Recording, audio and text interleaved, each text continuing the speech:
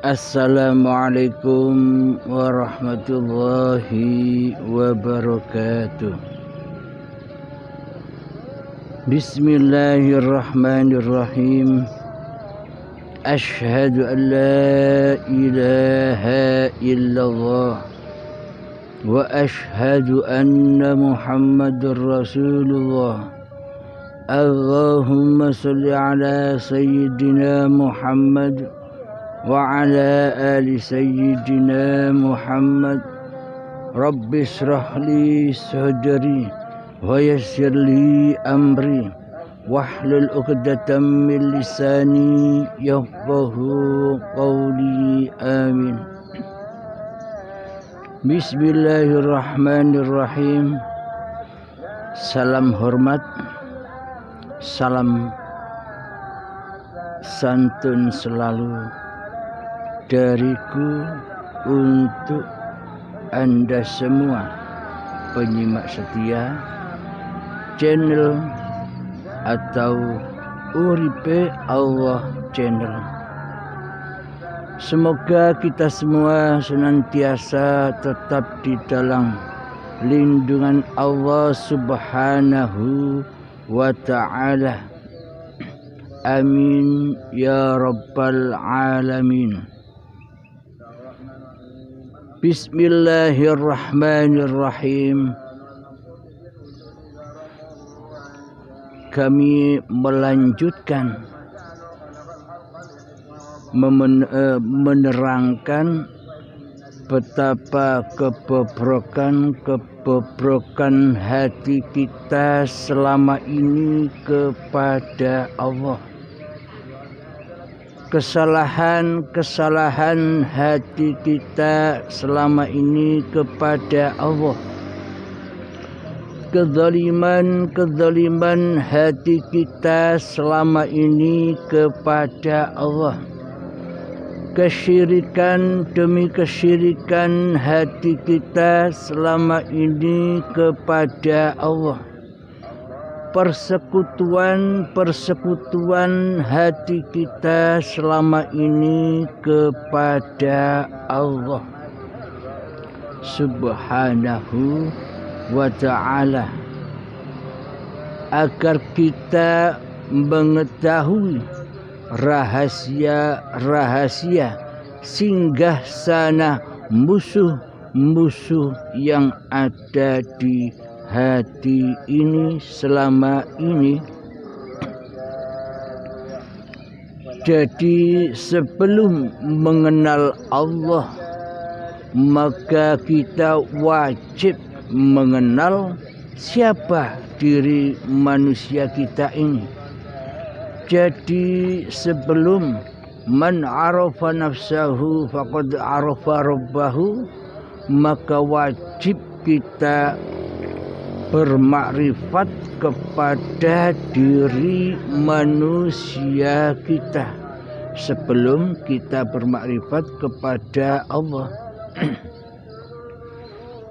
Kita wajib bermakrifat, maksudnya kita wajib tahu siapa sih diri manusia kita ini, dari mana sih asal usulnya diri manusia kita ini. Karena selama ini kita tidak mengetahui, atau selama ini kita tidak menghiraukan sejarah keberadaan kita selama ini di dunia ini. Maka dari itu, ketika kita beragama atau bertuhan, maka wajiblah kita mengenal dulu siapa diri manusia kita ini. Jika kita tidak tahu siapa diri kita manusia ini, maka selamanya kita akan selalu menjadi Tuhan di dalam kehidupan ini daripada menjadi makhluk, daripada menjadi Abdullah, daripada menjadi hamba.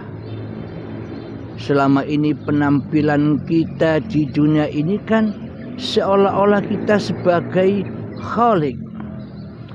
Penampilan kita selama ini di dunia ini seolah-olah kita akan menjadi Tuhan. Penampilan kita selama ini di dunia ini kan seolah-olah kita menjadi raja. Di dalam hati kita menjadi raja, menjadi pencipta. Seolah-olah selama ini kitalah yang menjadi Tuhannya di alam semesta ini bagi kita sendiri.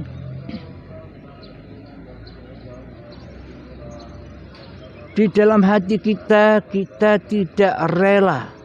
Di dalam hati kita, kita tidak ridho bila ada kekuatan lain selain diri manusia kita di hati kita.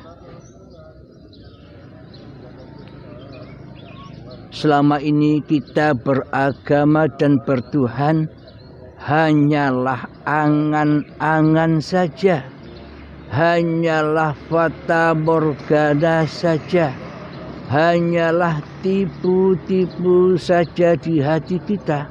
Seolah-olah saja sudah beragama dan bertuhan di sisi manusia, di sisi hawa nafsu. Namun tengoklah hati kita, namun perhatikanlah hati kita selama ini. Apakah cocok hati kita selama ini, diri kita selama ini berposisi sebagai hamba dan makhluk, sementara lagak kita, sementara gaya kita, sementara penampilan kita di hati kita selama ini seperti layaknya Sang Khalik, seperti layaknya Sang Pencipta daripada menjadi makhluk dan menjadi hamba.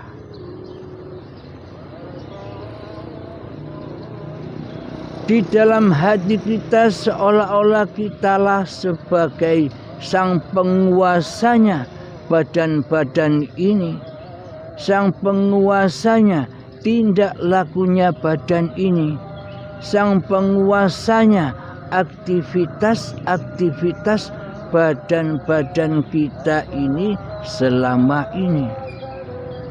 Inilah tanda bukti yang real, tanda bukti yang sangat nyata bahwa selama ini kita belum beragama dan kita belum bertuhan di hati kita. Di sini untuk belajar, untuk mengkaji diri. Jadi sebelum kita kaji siapa diri manusia kita sebenarnya, bagaimana kondisi hati kita sebenarnya, maka kita takkan pernah bisa mengkaji Tuhannya. Kita takkan pernah bertuhankan kepada Allah. Selamanya kita takkan pernah bisa menyembah dan mengabdi kepada Allah di hati kita. Selama ini kegiatan-kegiatan keberagamaan, selama ini kegiatan-kegiatan kebertuhanan kita selama ini kan tidak ada di hati, hanya ada di luar hati, hanya ada di zahiriyah saja, hanya ada di syariat-syariat saja selama ini. selama ini kita beragama dan bertuhan itu hanya di luar hati, hanya di luar diri. Kita gemar menampilkan sosok-sosok badan ini dengan pakaian-pakaian kebudayaan, keberagamaan dan kebertuhanan kita selama ini hanya secara lahiriah saja, hanya secara pakaian saja. Karena selama ini kita tidak gemar masuk ke dalam diri, kita lebih suka, kita lebih cinta berpenampilan keberagamaan dan berpenampilan kebertuhanan di luar hati, di luar diri daripada di dalam diri.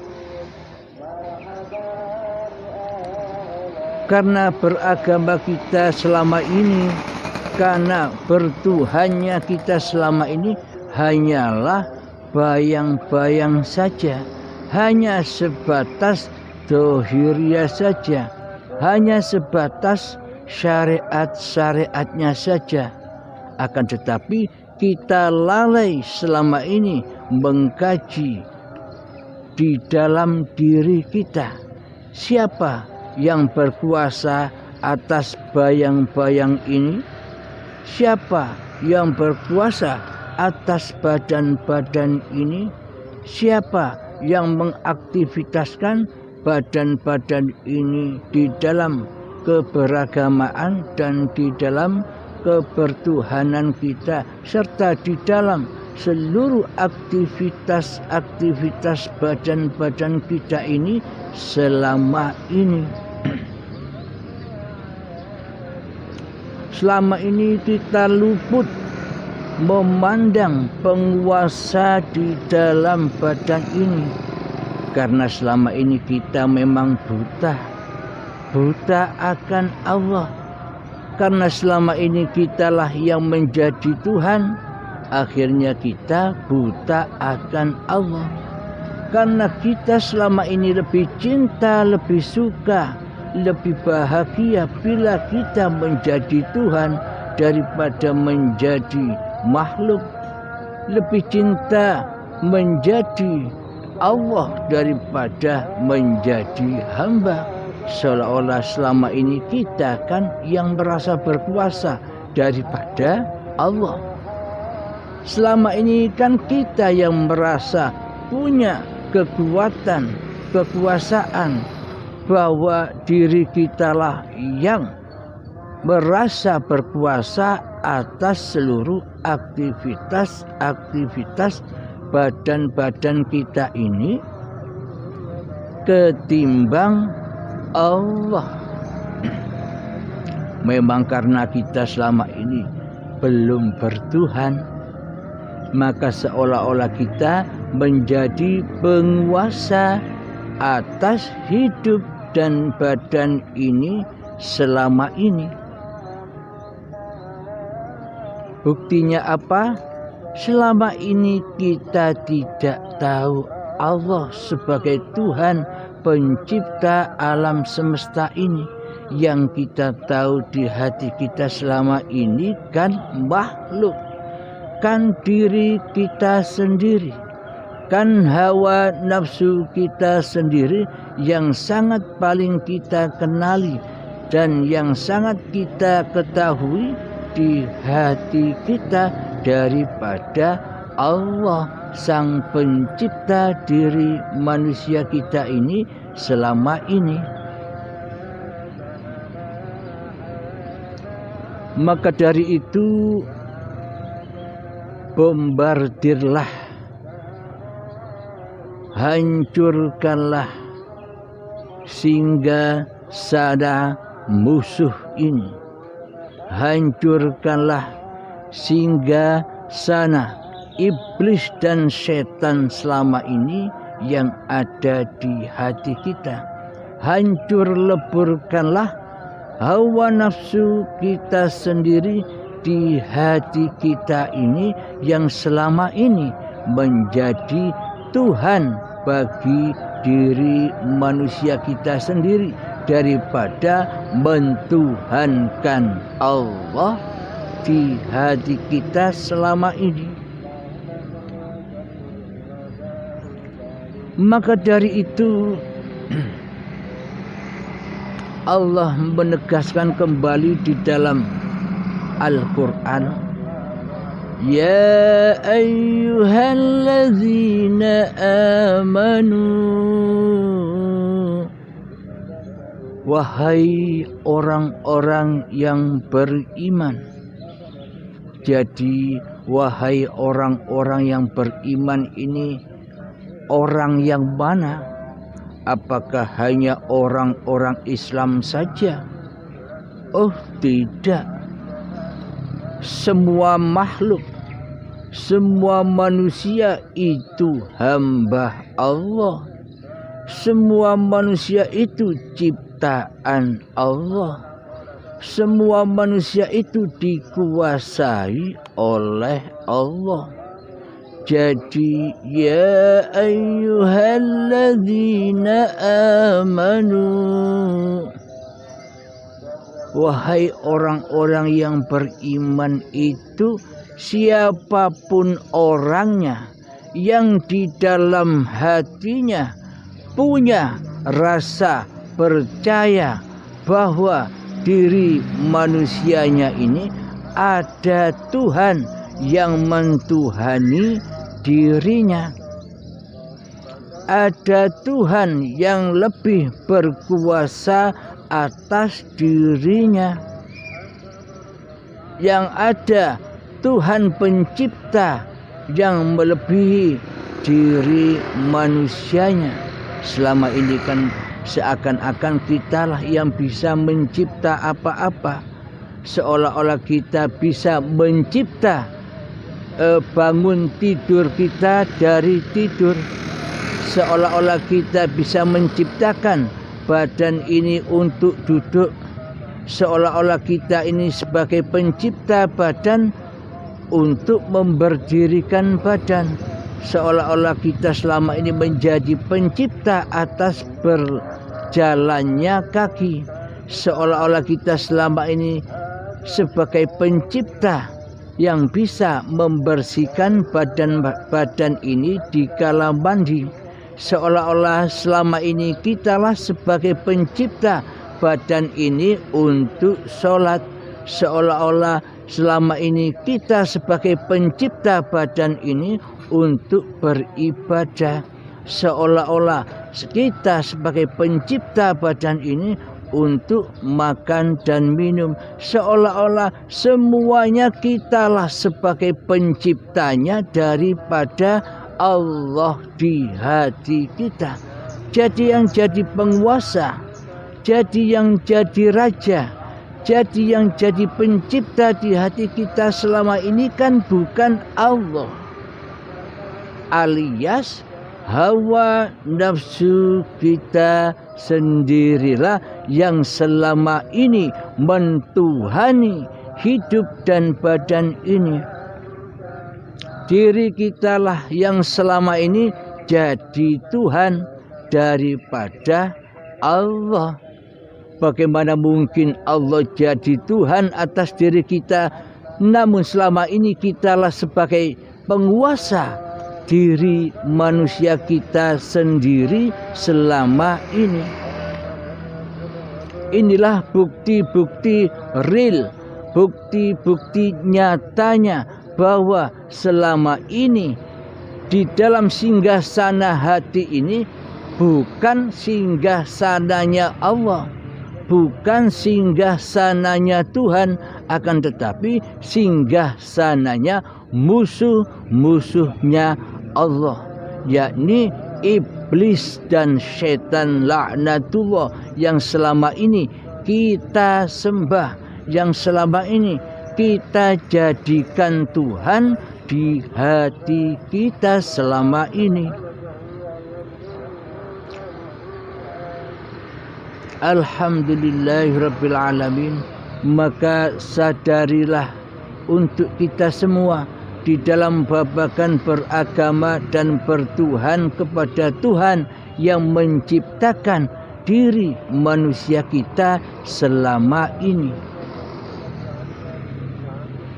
Jadi ya ayyuhalladzina amanu, wahai orang-orang yang beriman itu adalah seluruh manusia, apapun agamanya, apapun dan siapapun Anda, bila di hati percaya, yakin bahwa diri manusia kita ini ada yang menciptakan, bahwa diri manusia kita ini ada yang menguasai, inilah yang dimaksud manusia yang beriman.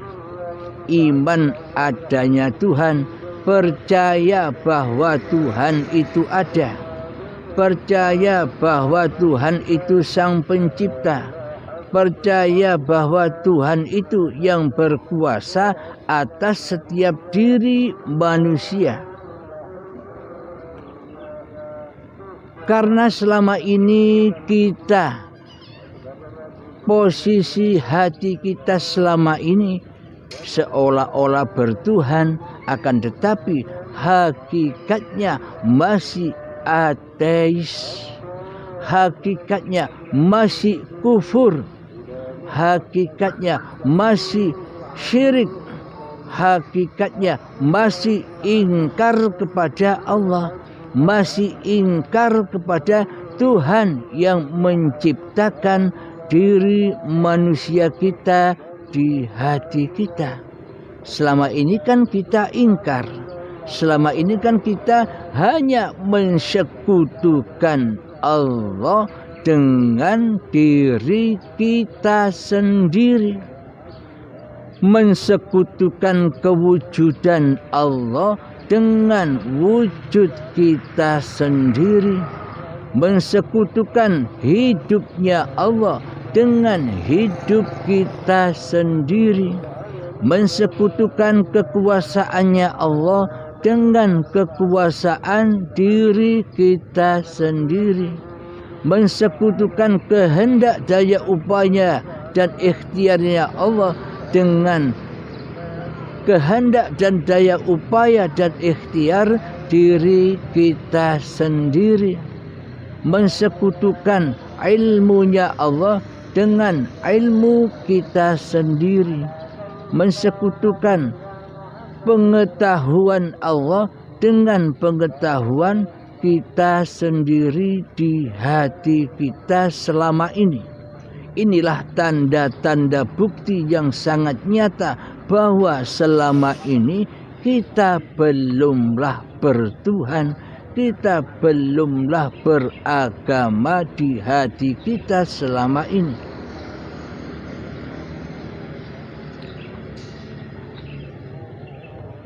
Maka dari itu perintahnya Allah kepada seluruh manusia, perintahnya Allah kepada orang-orang yang percaya bahwa Tuhan itu ada, bahwa Allah itu ada, maka diperintah masuk lagi, udkhulu fis-silmi kafah, masuklah ke dalam agama Allah, masuklah ke dalam kepasrahan yang total jenderal kepada Tuhan pencipta dirimu, agar engkau tidak jadi Tuhan lagi di dunia ini, agar engkau tidak menjadi sang pencipta lagi di dunia ini, agar engkau tidak lagi menjadi sang penguasa di dunia ini di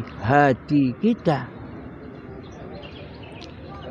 Inilah perintah-perintah Allah di dalam beragama dan bertuhan. Jadi beragama itu jangan hanya syariat saja, beragama dan bertuhan itu letaknya bukan di dohir-dohir ini, akan tetapi wilayahnya beragama dan bertuhan itu hanyalah di hati tiap-tiap masing-masing diri manusianya. Di dalam hati kita siapa yang jadi Tuhan? Diri kitakah yang menjadi Tuhan, ataukah Allah yang mentuhani, yang menguasai, yang menghidupi diri kita selama ini? Hanya kita yang tahu itu, karena selama ini kita sudah nyata tak pernah bertuhan atau tak pernah dikuasai Allah, seolah-olah kita berkuasa sendiri di atas dunia ini, karena kita merasa bahwa hidup ini adalah hidup manusia kita sendiri. Allah tidak hidup, Allah tidak kuasa, Allah tidak wujud, Allah mati bagi kita di hati kita selama ini. Karena yang jadi Allah, karena yang jadi Tuhan di hati kita selama ini kan hawa nafsu kita sendiri yang seolah-olah bertuhan tapi ingkar, yang seolah-olah bertuhan tapi kufur, yang seolah-olah bertuhan tapi ateis, yang seolah-olah bertuhan tapi di hati selalu mensekutukan Allah dari diri kita sendiri, mensekutukan Allah dengan diri kita sendiri selama ini. Selama ini kita terbelenggu dengan ayat yang begini: aku hidup karena dihidupi oleh Allah. Aku hidup karena dihidupi oleh Allah. Aku hidup karena dihidupi oleh Allah. Pemahaman kita selama ini seolah-olah ada banyak hidup. Ada hidupnya diri manusianya, ada hidupnya Allah. Jadi seolah-olah ada banyak hidup. Karena memang kita belum bertuhan, maka Allah selalu kita sekutukan di hati kita selama ini. Tergantung kondisi hati kita. Jika yang ada di hati kita hanyalah makhluk, jika yang ada yang jadi penguasa di hati kita selama ini diri manusia kita sendiri, maka yang kita pandang bukan Allahnya, tapi seluruh makhluklah yang seolah-olah menjadi Tuhan sendiri-sendiri, yang seolah-olah merasa hidup sendiri-sendiri. Jadi tidak ada yang menghidupi. Karena seolah-olah hidup ini adalah hidup diri manusianya, bagaimana mungkin manusia itu dikatakan bertuhankan Allah, kecuali dirinya lah, kecuali hawa nafsunya lah yang dipertuhankan selama ini. Inilah bukti-bukti nyatanya bahwa di dalam hati, bahwa di dalam singgasana hati kita selama ini masih menjadi kerajaan iblis, masih menjadi kerajaan setan, masih menjadi kerajaan hawa nafsu kita sendiri, masih menjadi kerajaan Dajjal laknatullah yang matanya satu, yakni yang disaksikan hanyalah dunia, yang disaksikan hanyalah makhluk di hatinya, sementara mata batinnya buta, sementara mata hati yang untuk menyaksikan Tuhannya picek. Inilah maknanya Dajjal laknatullah, yang selalu ingkar kepada Allah, yang selalu mensekutukan Allah dengan diri manusianya di hatinya. Sehingga ada logo, ada tulisan kaf fa ra di keningnya ini. Jadi pada intinya semua itu hanyalah simbol, hanyalah lambang, hanyalah kiasan bahwa sebenarnya iblis, setan, dajjal itu adalah hawa nafsu manusia sebelum manusia itu bertuhankan Allah di hatinya. Sebelum manusia itu menyembah dan mengabdi kepada Tuhannya, sebelum manusia itu mengenal Tuhannya. Jadi manusia yang belum mengenal Allah pasti di dalam hatinya mengenal diri manusianya lah sebagai penguasa atas kehidupan dan atas badan-badan ini selama ini. Karena kita terbelenggu dengan ayat-ayat bahwa aku hidup karena dihidupi oleh Allah. Berarti hidupnya banyak sekali. Berarti hidupnya bilionan. Ada hidupnya para manusia, ada hidupnya para hayawan, ada hidupnya para tumbuhan, ada hidupnya para malaikat, ada hidupnya para iblis dan setan. Semuanya kita memandang bahwa banyak hidup di alam semesta ini. Jadi Allahnya tidak ahad, jadi Allahnya tidak esa, karena manusianya yang jadi Allah selama ini tidak disadarinya.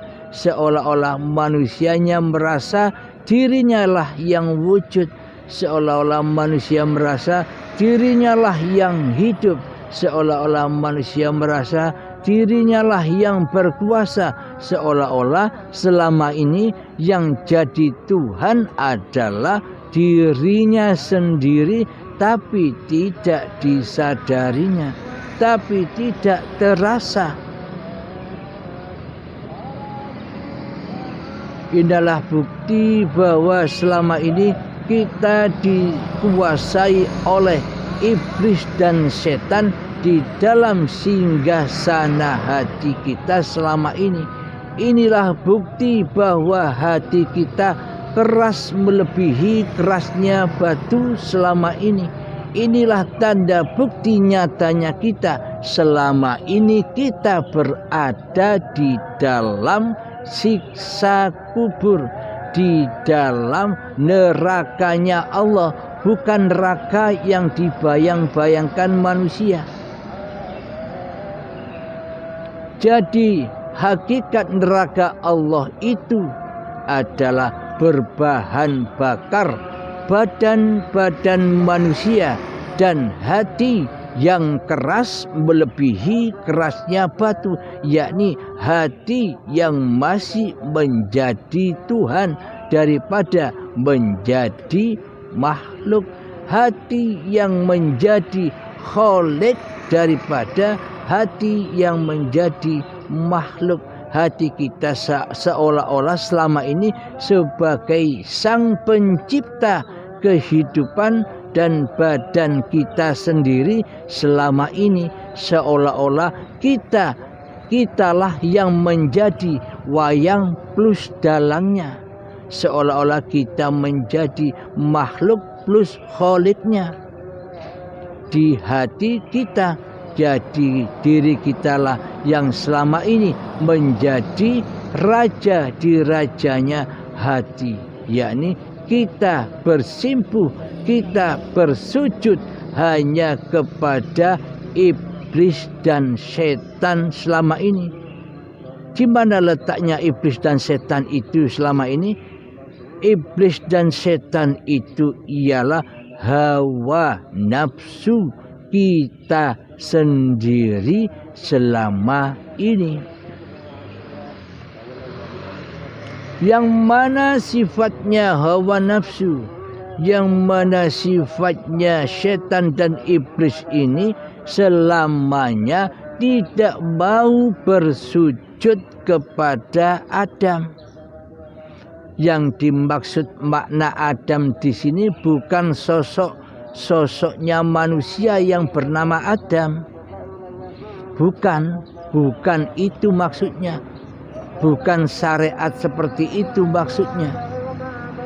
Yang dimaksud iblis, yang dimaksud selamanya iblis, setan dan hawa nafsu ini tidak mau bersujud kepada Adam itu maknanya adalah selamanya iblis, setan, hawa nafsu dan diri manusia kita ini tidak rela, tidak ridho bila kita diarani ora ono, bila kita dibilangi bahwa diri manusia kita ini sebenarnya hakikatnya tidak ada.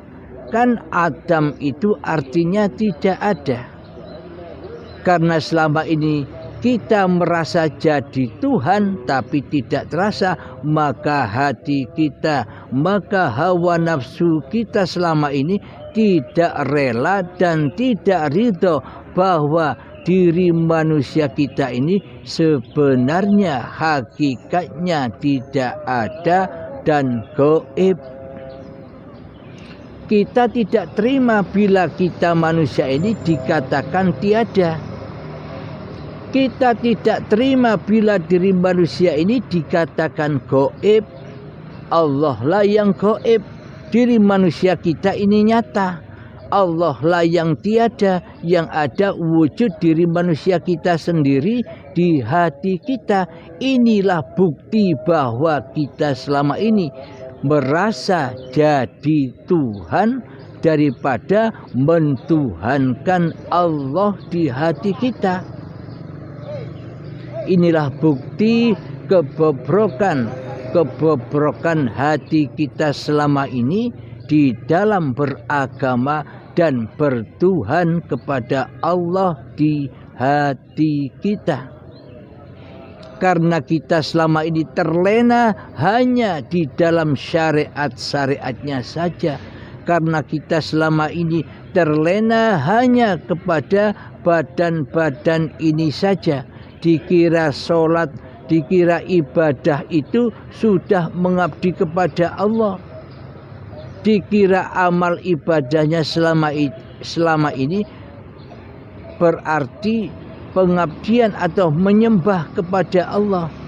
Semua yang kita lakukan selama ini, seluruh sholat-sholat yang kita lakukan selama ini, seluruh ibadah-ibadah yang kita lakukan selama ini hanyalah menyembah hawa nafsu kita sendiri daripada menyembah dan mengabdi kepada Allah. Coba cek hati kita selama ini. Ketika kita sholat, siapa yang ada di dalamnya? Siapa yang nampak di dalamnya? Siapa yang wujud di dalamnya? Siapa yang muncul di dalamnya? Apakah Allah yang ada? Apakah Allah yang wujud? Apakah Allah yang muncul ketika kita di saat sholat dan beribadah? Kan tidak. Selama ini ketika kita beribadah dan sholat, di dalamnya kan yang ada hanyalah diri kita sendiri sebagai penguasa di dalamnya. Sehingga dunia kita undang semua. Karena di dalam hati kita yang paling kita cintai bukan Allah, akan tetapi yang paling kita cintai di dalam hati kita adalah diri kita sendiri dan dunia. Karena dunia itulah surga-surga bagi manusia yang tidak bertuhan di hatinya. Karena dengan dunialah maka iblis dan setan dengan mudahnya menyesatkan anak cucu Adam. Karena memang di dunia ini sangat amat langkahnya manusia yang bertuhan di hatinya. Karena selama ini manusia hanya pura-pura saja beragama dan bertuhan, akan tetapi kenyataannya di hatinya tidak ada Tuhan sama sekali. Yang ada hanyalah kekuasaan diri manusianya di hatinya. Inilah tanda-tanda bukti selama ini bahwa hati kita selama ini ingkar kepada Tuhan yang menciptakan diri manusia kita. Kita selama ini ingkar kepada Allah yang menghidupi diri manusia kita ini. Seolah-olah kitalah yang hidup. Jadi Allah selama ini kita tandingi. Karena menurut kita selama ini Allah itu gaib, Allah itu tiada.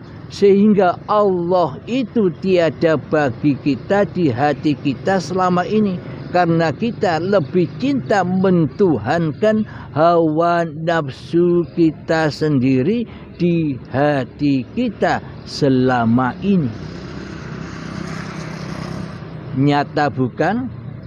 Jelas bukan bahwa selama ini kita belum beragama di sisi Allah. Kita belum mentuhankan Allah di hati kita selama ini. Nyatakan, jelaskan, itulah kenyataannya hati kita. Selama ini kita beragama dan bertuhan hanya pura-pura saja, koyok-koyoke, tapi semuanya penuh dengan kedustaan, penuh dengan kemaksiatan, penuh dengan kezaliman-kezaliman, penuh dengan kesyirikan-kesyirikan, penuh dengan persekutuan hamba kepada Tuhannya selama ini. Inilah bukti bahwa selama ini hati kita masih ateis, tidak bertuhan, melainkan mentuhankan hawa nafsu kita sendiri di hati kita. Marilah kita benahi sobat. Marilah kita dandani. Marilah kita perbaiki kondisi-kondisi hati kita. Sampai kapan kondisi keadaan hati kita begini-begini saja? Apakah kita menunggu syakaratul maut? Ketika diambil paksa, apa hak-hak Allah yang selama ini kita sandang? Apakah kita menunggu saat syakaratul maut ketika kita dipaksa pulang dan siksa yang pedih? Semua tergantung diri kita masing-masing. Berbaiat sekarang atau baiat secara paksa di saat syakaratul maut. Maksudnya mengenal Allah sekarang atau nanti saja bersamaan dengan siksa yang pedih di saat syakaratul maut. Ketika dikembalikan dengan paksa kehidupan ini kepada esanya Allah, ketika dipaksa mengembalikan lagi badan-badan ciptaan Allah ini, ketika dipaksa dengan siksa, kekuasaan dikembalikan lagi kepada Tuhan Sang Penguasa.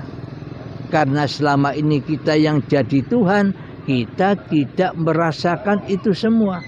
Coba bayangkan bila kita sudah mati nanti, apakah kita bisa ngapa-ngapain di dunia yang fana ini?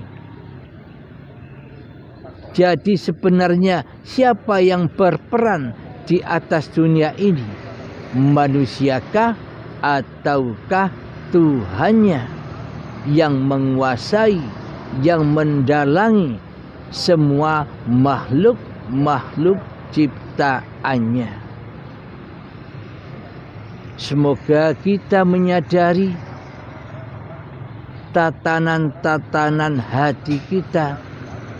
Semoga kita menyadari kesalahan-kesalahan hati kita kepada Allah selama ini, agar kita dengan mudah memohon ampunannya. Bertaubatlah sobat. Marilah kita semua bertobat kepada Allah atas syiriknya hati kita selama ini. Marilah kita taubat bersama kepada Allah atas keingkaran hati kita selama ini. Marilah kita semua bertaubat kepada Allah atas persekutuan yang kita lakukan selama ini kepada Allah, agar kita berpindah dari posisi Khalik menjadi makhluk. Selama ini yang jadi Khalik kan kita. Kita tidak merasa bahwa diri manusia kita ini hanyalah makhluk. Seolah-olah penampilan hati kita sebagai sang Khalik, sang pencipta, sang penguasa di hati kita atas diri kita sendiri selama ini. Alhamdulillahirabbil alamin. Semoga kita selalu di dalam kepahaman dan selalu di dalam kesadaran kepada Allah Subhanahu wa taala, agar kita bisa membenahi kondisi hati kita kepada Allah Subhanahu wa taala. Memang kami sengaja di dalam channel Uripe Allah yang baru ini, yang bernama Uripe Allah Channel, kami sengaja mengulang kembali bagi orang-orang yang masih merasa sulit memahami hakikat dan makrifat. Jadi pada intinya di YouTube Uripe Allah Channel yang baru ini sengaja kami awali seawal-awalnya, kami dasari sedasar-dasarnya. Bagaimana sih cara bertuhan kepada Allah? Bagaimana sih cara mengenal diri manusia kita ini? Jadi di Uripe Allah Channel ini, bagi Anda atau bagi sanak saudara, terutama anak-anak kita, dipersilahkan mendengarkannya agar tahu dasar-dasar di dalam agamanya sendiri. Bila tidak tahu dasar-dasarnya agamanya sendiri, bagaimana mungkin anak-anak kita bisa beragama dan mentuhankan Allah di hatinya? Inilah dasar-dasar Islam. Inilah dasar-dasarnya bagaimana kita mengabdi dan menyembah kepada Allah Subhanahu wa taala. Alhamdulillahirabbil alamin. Semoga kita semua selalu di dalam penjagaan dan bimbingan Allah Subhanahu wa taala, dan anak-anak kita dijaga keimanannya oleh Allah Subhanahu wa taala, dan semoga kita semua menjadi ahlillah, menjadi keluarga Allah. Maksudnya menjadi hamba-hamba yang bertuhankan Allah di hatinya, bukan hamba-hamba yang mempertuhankan hawa nafsunya sendiri di hatinya. Alhamdulillahirabbil alamin. Akhirul kalam. Assalamualaikum warahmatullahi wabarakatuh.